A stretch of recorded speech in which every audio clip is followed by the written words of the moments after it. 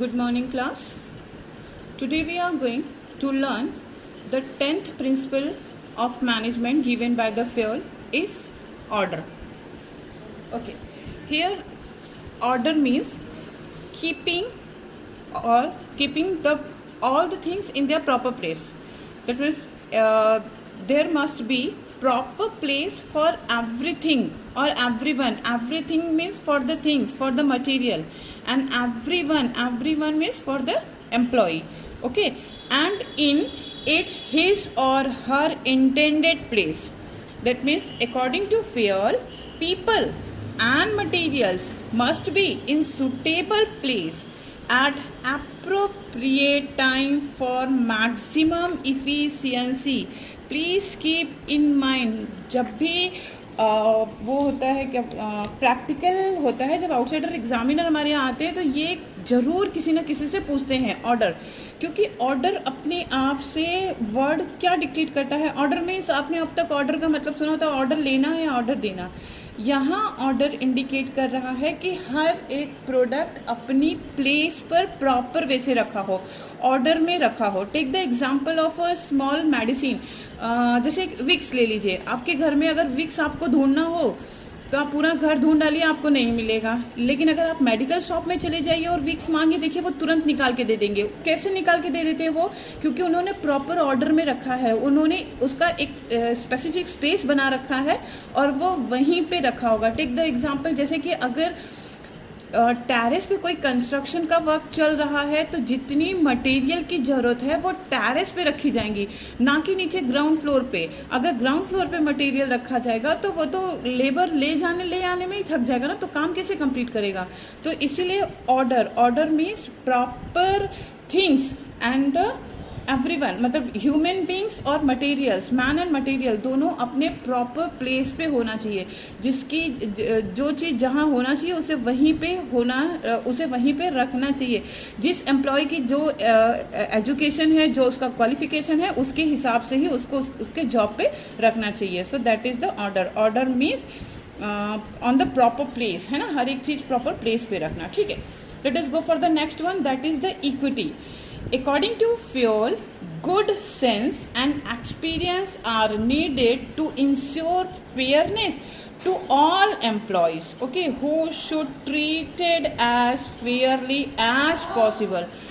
Equity means each and every employee should be equal. ये सबको हम equally treat करेंगे. ठीक है, आपके एनसीईआरटी बुक में इसका एक केस स्टडी दिया हुआ है कि देखो, 2 employees of the same appointed on the same designation and having a same qualification. ठीक है, दोनों का सेम क्वालिफिकेशन है और दोनों सेम डेजिग्नेशन पे अपॉइंट हो रहे हैं. और 1 साल के बाद 2 में से एक, ए अगर हम एग्जांपल ले लेते हैं, ए और बी ने क्या किया, अपना पूरा परफेक्शन दिया, फुल एफर्ट से वर्क किया. ए ने क्या किया, सिर्फ इधर उधर काम किया और हमेशा मैनेजमेंट के पास पहुंच जाता था ये बताने के लिए कि अरे बी ऐसा कर रहा है, बी वो कर रहा है, बी ये कर रहा है. तो after 1 year A is promoted but B is not promoted. तो यहाँ पे वायोलेट हो गया ना. क्या वायोलेट हो गया? इक्विटी वायोलेट कर गई है ना, इसको नहीं फॉलो अप कर रहे हैं.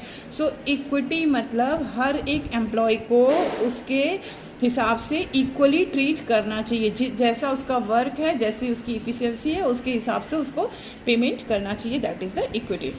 No, stability of personnel. Stability means समझ में आ रहा, स्टेबल होना, रुकना, रहना. ठीक है, ऑफ पर्सोनल मीन्स एम्प्लॉय.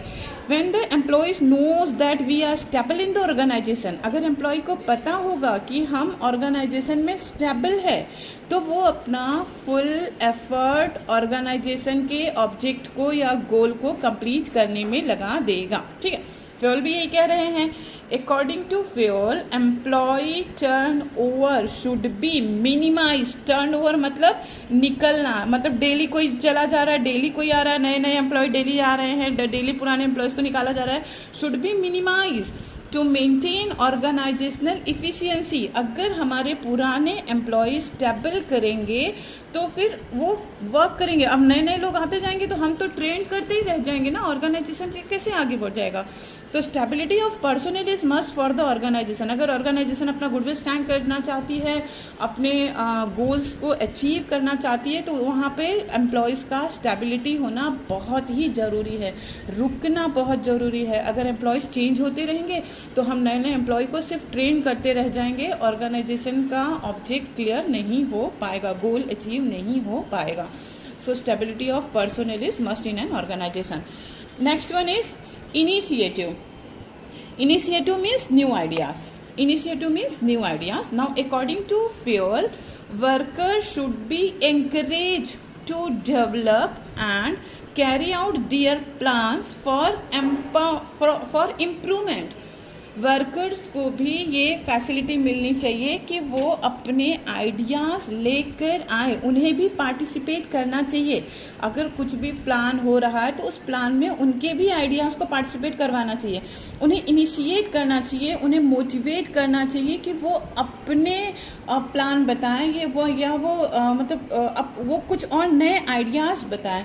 क्योंकि मैंने पहले भी बताया कि मशीनरी को वर्कर्स ही यूज़ करते हैं, तो कैसी मशीनरी होनी चाहिए, वो कैसे प्रॉपर वे से चलेगी कि एक्सीडेंट्स कम हो, मिनिमम इनपुट लगे, मैक्सिमम आउटपुट निकल कर आए, ये सब कौन बता सकता है, वर्कर्स ही बता सकते हैं।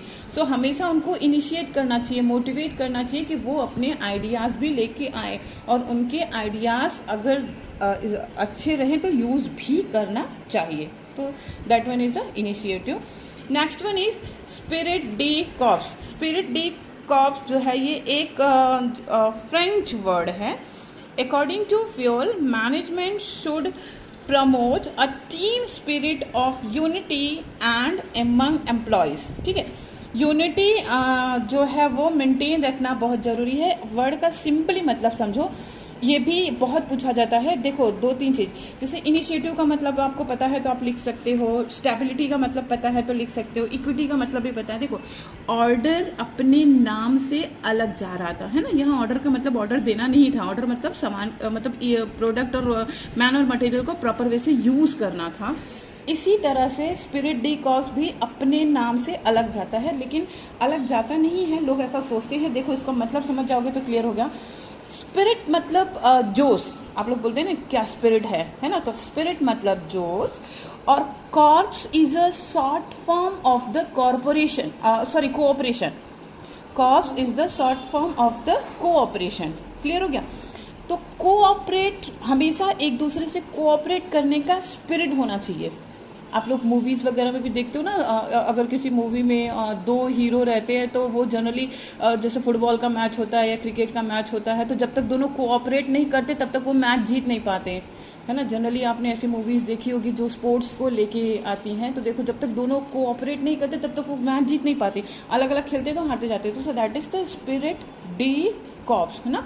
स्पिरिट होना चाहिए, किस में स्पिरिट, किस बात का स्पिरिट होना चाहिए, कोऑपरेशन का। अगर कोऑपरेट करेंगे सब एक दूसरे से, मैनेजमेंट भी, वर्कर्स भी, management with workers, workers with management, सब एक दूसरे से अगर कोऑपरेट करेंगे तो ऑर्गेनाइजेशन ऑटोमेटिकली अपने गोल को अचीव कर देगी on time. Clear? Thank you.